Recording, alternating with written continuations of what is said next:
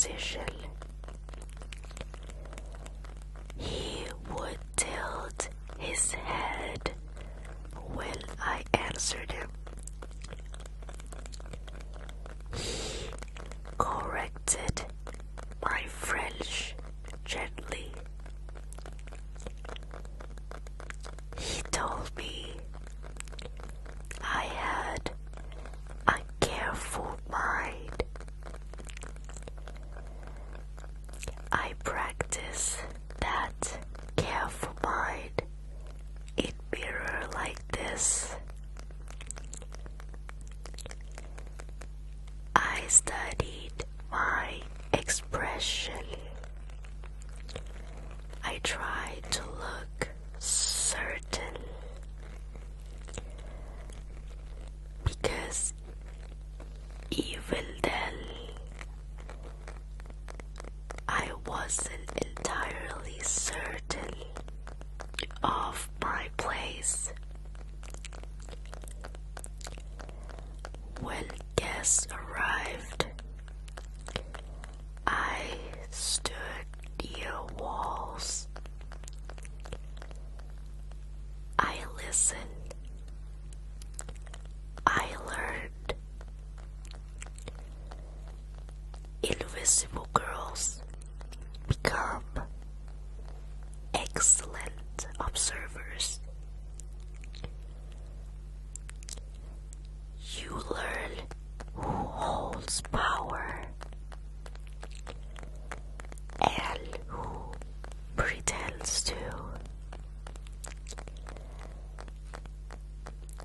After he died, the house remained,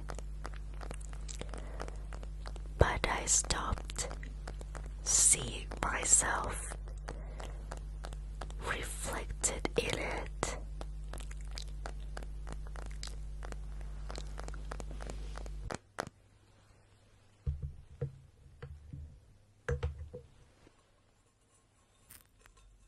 When my father was alive, candles felt warm. They felt steady. He would carry one after dinner. He liked quiet light. He said electric light was too harsh. I think he liked shadows. They make things softer.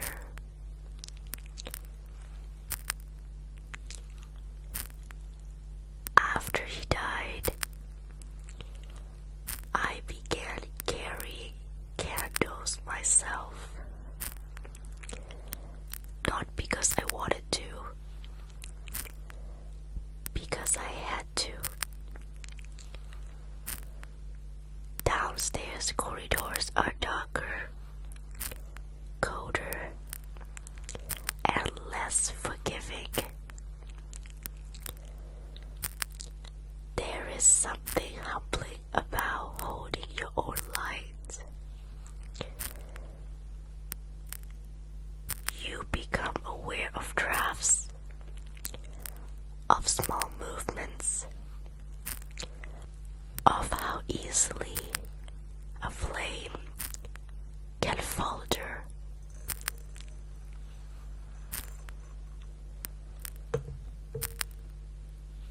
That is when I learned steadiness. If your hand shakes, the light shakes. If your breathing is uneven, the flame responds. When my stepmother reassigned me, when my room moved downstairs, I would sit and I would think, not angrily, just carefully.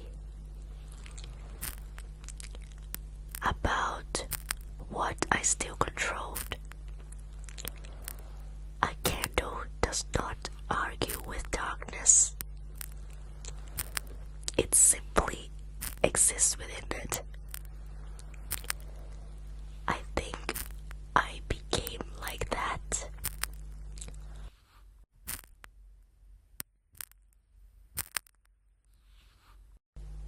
My stepmother was not cruel. She was organized, efficient. She came with 2 daughters. They were secure, recognized, and expected. I was complicated. No one announced my demotion. My room was simply moved downstairs. Lessons stopped. Chores began. One morning, I was handed linens, and I understood.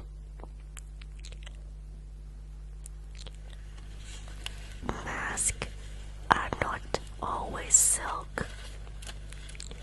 Sometimes they are gratitude. Sometimes they are lowered eyes. Sometimes they are silence. I learned to wear all 3.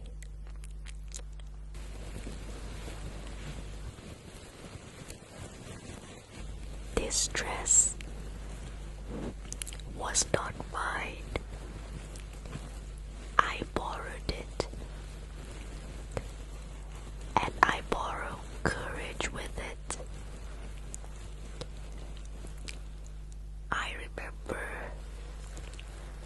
standing in front of a mirror in candlelight, touching fabrics like this. It felt dangerous because it fit, not just physically. It fit the version of me I had kept hidden. Servants are not meant to wear silk. We mend it. We steamed it. We hand it over. We do not step into it. But that night, I did. When I entered the ballroom, I felt exposed and powerful at the same time. That combination is intoxicating. Mr. Benedict Bridgerton looked at me as if I were something unexpected, not convenient, not useful, unexpected. He asked what I thought. He listened. We spoke about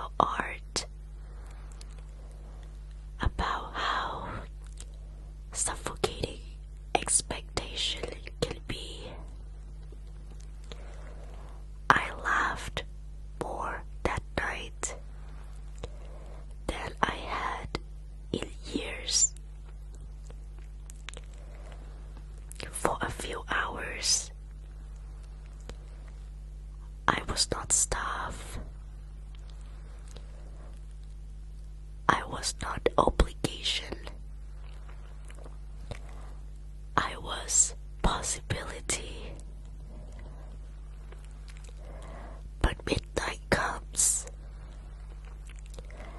and borrowed lives must be returned.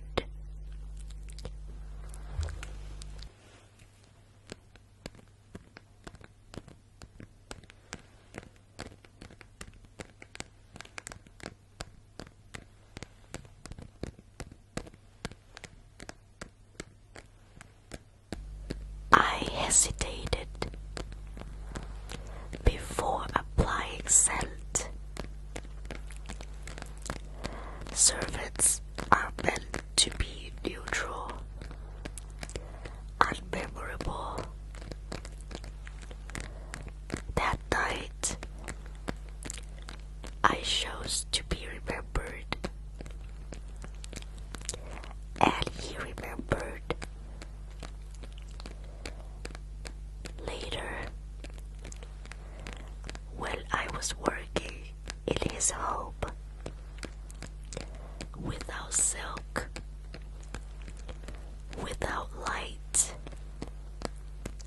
he did not recognize my face immediately.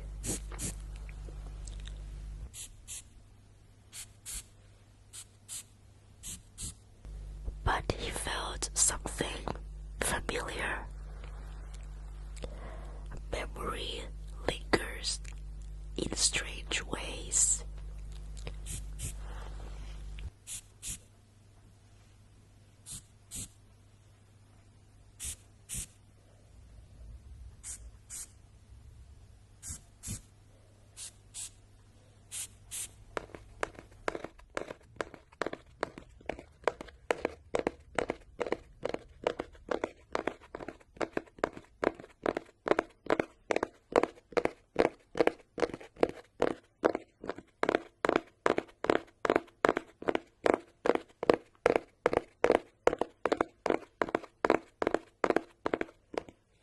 After that night,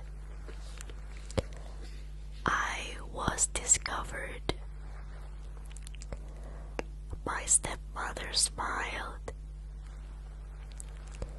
I was dismissed before dawn. No argument, no spectacle, just departure.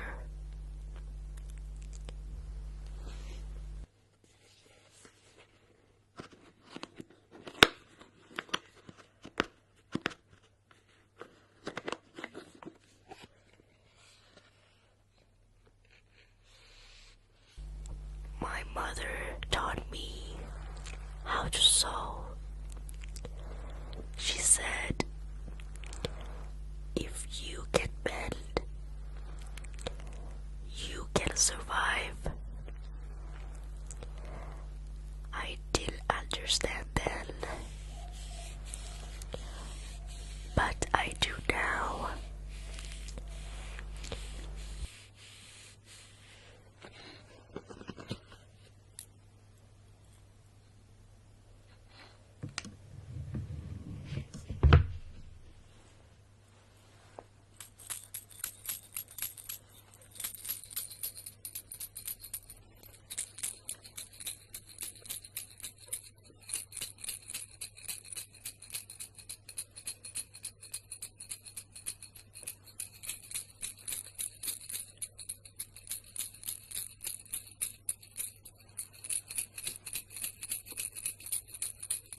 Small, sharp, contained.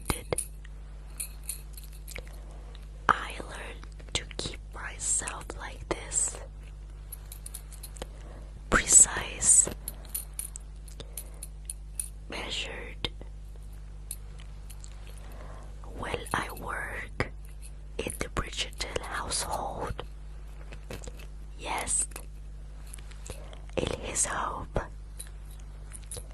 I kept my sharpness controlled. He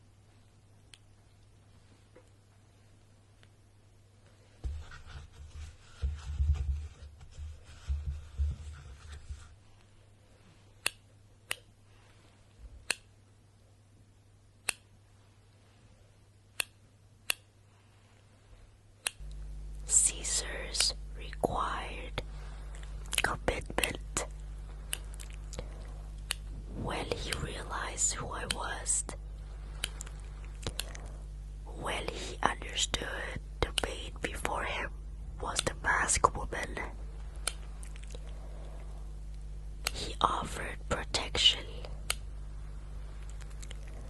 Quietly, discreetly, I refused. I had already lived hidden. Sometimes love requires clean decision.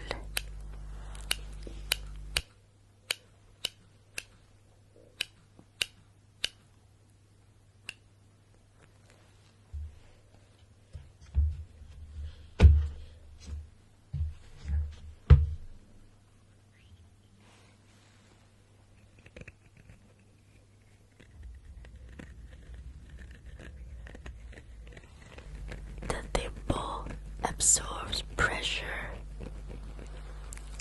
For years, I absorbed pressure. Smile when corrected, nodded when dismissed. But protection should not erase identity. When he shows me publicly. That mattered more than comfort.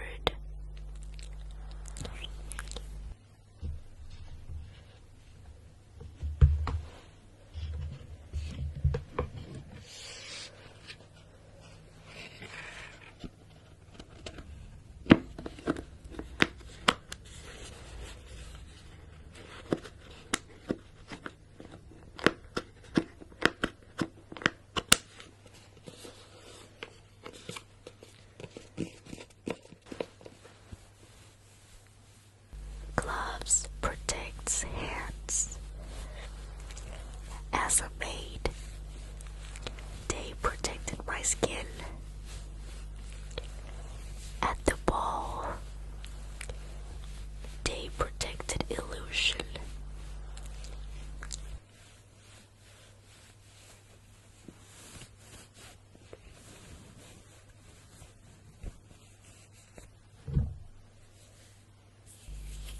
Both created distance.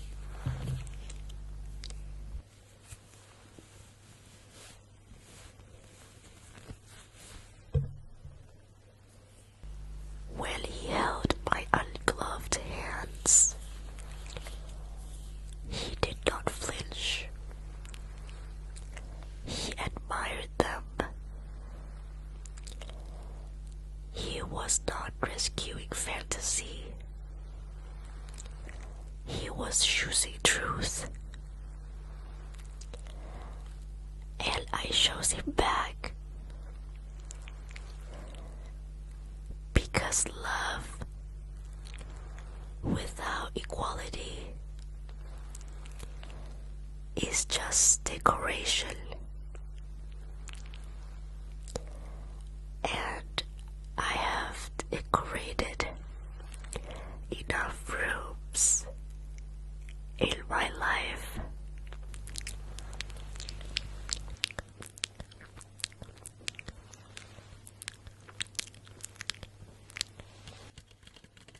This mask has been with me for years.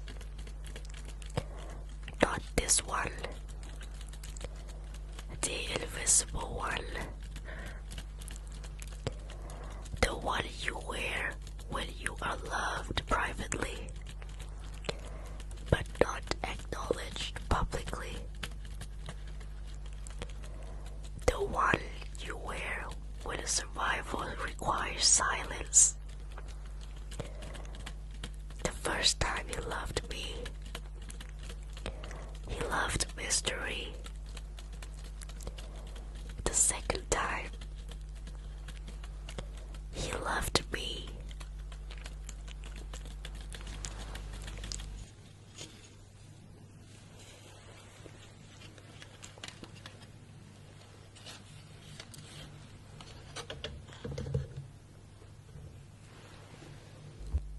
I do not need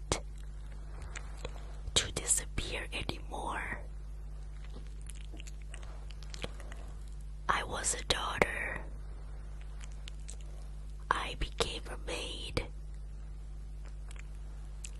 I became a woman who refused to be hidden,